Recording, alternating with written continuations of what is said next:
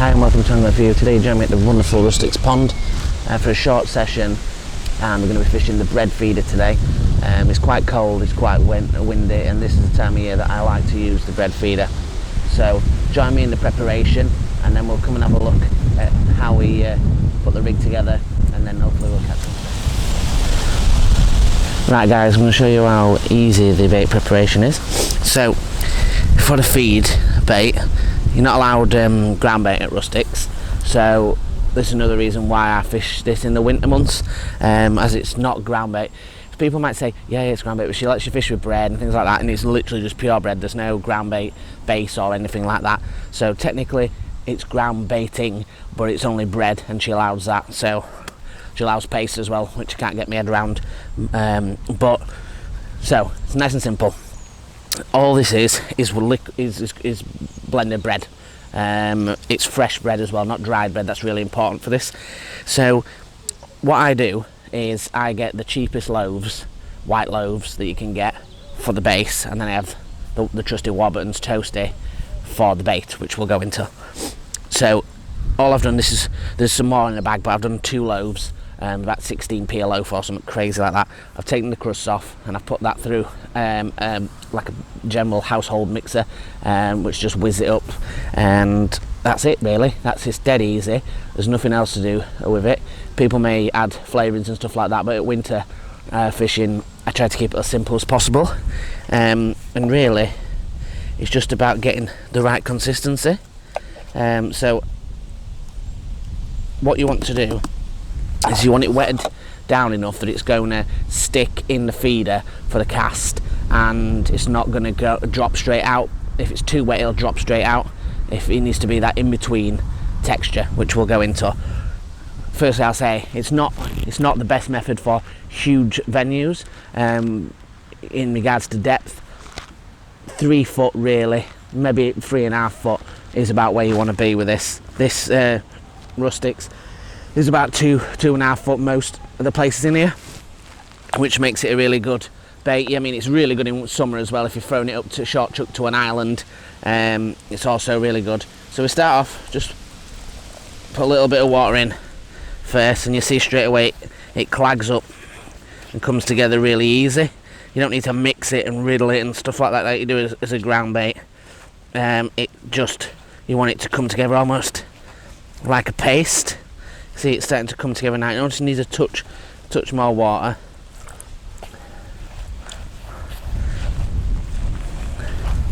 And you see it's come together now. Like so, you could break it, put it in a ball, and when it hits the water, it absolutely explodes. What I'm going to try and do, in fact, is I'll put a little bit of water in this bait tub, and we'll grab a little bit, and we'll bring that up to camera, and you can have a look. So what you want to do is, you can see straight away it's into pieces. It's quite difficult to show you. It's into pieces. Tip it this way. Try and get the camera on it. But you can see it's all broken up into individual pieces, and it's dissolved completely. And that's really what you need to be looking for. Let's get back on the box and we'll continue and see if we can have some fish. Right guys, so as you can see, this is a piece of Warburton's Toasty. All I've done is cut the crust off, and then I've rolled it out in a rolling pin. You can see it's really thin and compressed, and what's going to happen is in the water it's going to expand, and that's obviously what gives you your nice popped up bread. So as you can see, just a standard punch. This one can do meat, it can do bread, it can do whatever. This is about an 8mm, and normally if I'm fishing for carp in the winter I go 2 or 3 of these punches, but not today. I'm just going to start off with 1 because I'm expecting sort of silvers and things like that. But you quickly just punch it, knock it out there, and end up with that nice little compressed punch which will fluff up in the water. And we're just going to get the hook, and I'll show you how to hook it. Right guys, it's quite simple to hook up. So as normal, you got your quick stop on as you would if you're fishing with corn or meat or other baits. You put your fixed top needle through, as you would normally do, and straight through the centre of the bread punch. Pull out your needle and just pull that punch down to the stop, and there you go, it's on. And the hook's just on the other side of it. It'll swell up and fill. I've left a sort of a millimetre gap left on the hair, so that'll allow it to swell up. The hook point will be showing, and it'll be ready to catch a fish. Alright, so today you might see a little bit different than normal. I always tell you to have your rest as low as possible, and mine's quite high up today. Two reasons for that: I'm fishing off the edge of this reed, and I want it to come that way. So I've had to raise it up so then the line goes over the top of the lily pads. So that's the first important reason. It's not too bad with the wind. It's quite low, to the bank's low, so it blocks it from the wind. There was no wind actually when we set up, but typically it's now started to get windy. But never mind that. We've obviously got the bait on, and we're just going to put this rest of this bread back in the other side, along with the ones in the packet, and cover it. So that's covered. Now, as I was saying with the bread, it's dead simple in regards to loading the feeders. Now the rig, obviously we've gone through with it being in line. What I tend to do is pull the bead away slightly while I fill up the feeder. I'll just push that into feeder. It's like a lovely now bread paste, and that will, trust me, when it hits the water, by the time it's got to the bottom, it will pull out all that bread and be ready to fish. So I've picked a point just off the island, off the corner of the reeds. I've not done any casts yet, so we'll get the first cast in. And winter fishing, it's not an instant method, although it will be for you on the cameras. It won't be for me. Well, you never know.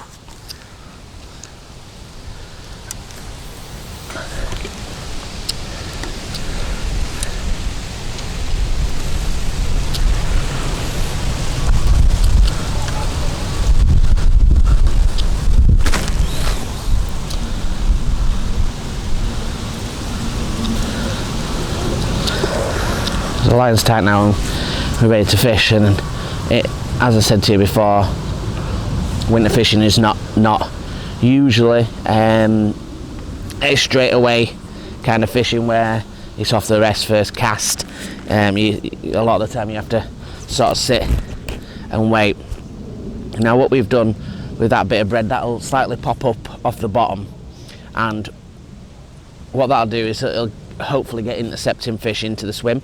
If I find that we get liners and we're not having as much fish, or if I look any, then what we'll do is we'll put a small number 8, probably about an inch or so behind the hook, and that'll just allow it to pop up an inch, and it'll just be off bottom rather than be up sort of 6 inches as the hook link is. It won't float up 6 inches, to be honest, with one piece of bread on. It'll probably maybe 2 or 3 inches max anyway.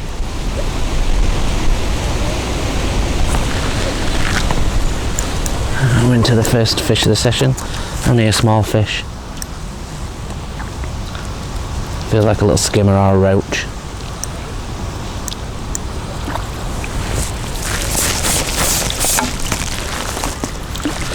It's a nice little roach to start the session. And this is what we're kind of expecting to start off with, these smaller fish. And maybe later on we'll get a carp, but if not, we'll just enjoy catching silvers, as that's what we usually take on from this time of year.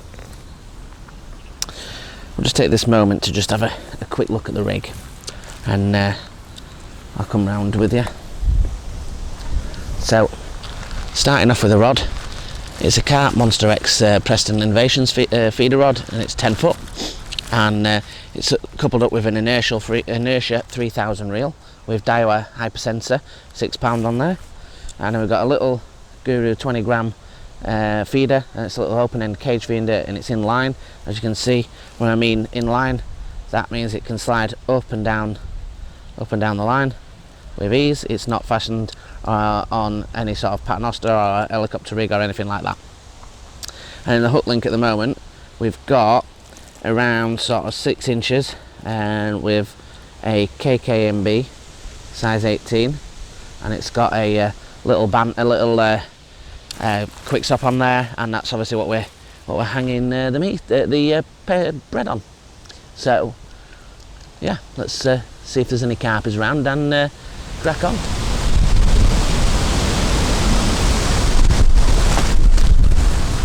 We're into another fish. That one a nice bite. This feels like a skimmer.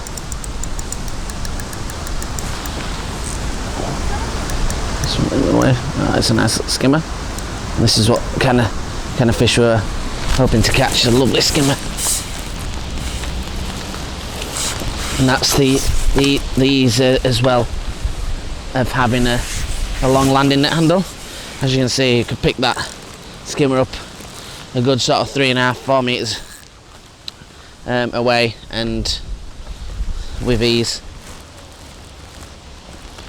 It's a lovely fish. It's tucked perfectly in the top lip,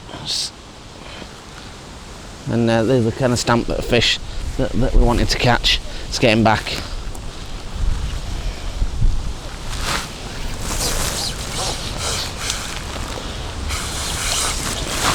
Quick to note before I cast back in is that this time of year you don't want to be feeding too much bait. This is why I like to use the bread feeder, because it just dissipates to pretty much nothing. But even so, I will sit on it about 10 minutes before I recast, obviously if it's in the right place, and that's essential really for not overfeeding it. If the fish are really having it, then you will be recasting, and that's just part of the game. But if you can help it, just sit on your hands for sort of 10 minutes or so, and you know, you'll probably have a better session, and you'll end up not overfeeding it.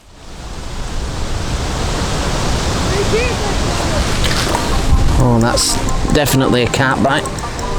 He's gone straight underneath that lily pad. Let's see if we can put a bit of strain on him. We've got him out into open water. Tighten that clutch on him a little bit. That was a great bite, and he's still not finished yet. That's obviously definitely a carp bite, and this is the risk we play at the side of lilies. But a fantastic rod like this one, it absorbs all that lunge, and we've managed to get him out. It's only a little carp, but there's always a good chance of catching them when you're fishing this method. Carp love bread, and especially in winter, fishing it a different way of popping it up, rather than having it you know, sort of on the surface. I've done some great weights with fishing it on the bob or fishing it on this bread feeder.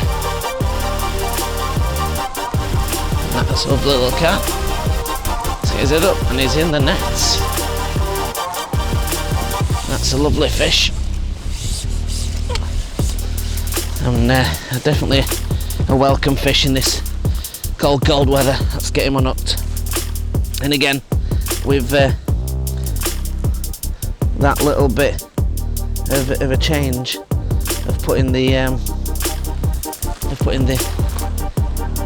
little bit of shot has brought us those 2 bites in relatively quick succession. Let's pull that fish up. That's a beautiful winter carp. Absolutely freezing cold. Let's get him back in the water as fast as we can. And we'll get back out there and see if we can have another. There's another bite. And this one feels like another skimmer. Lovely bite. Confident skimmer bite, and we've got that very positive rig now that we've got the telltale shot that's just holding that rig down. We've had a lot more success with that, and that was obviously the way to go. And again, another nice skimmer, a bit bigger than the last, I think.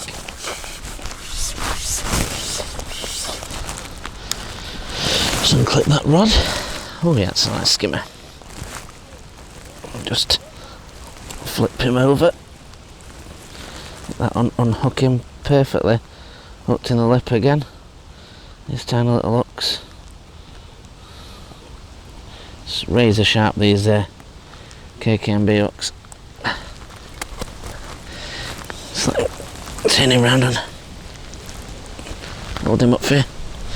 It's another beautiful skimmer, and as you can see, very lively. Managed to get him back in the net, but let's get him back in. It's freezing cold out here, and we don't want him to. Right guys, well I hope this video has been helpful to you, and obviously you can see it works really well in winter, and absolutely devastating in summer, and hopefully it'll put a few more fish in the net for you. Join us on the Facebook group, Angling For You. Join us on Instagram, angling_for_you. Like and subscribe guys. Thanks a lot for watching. Tight lines.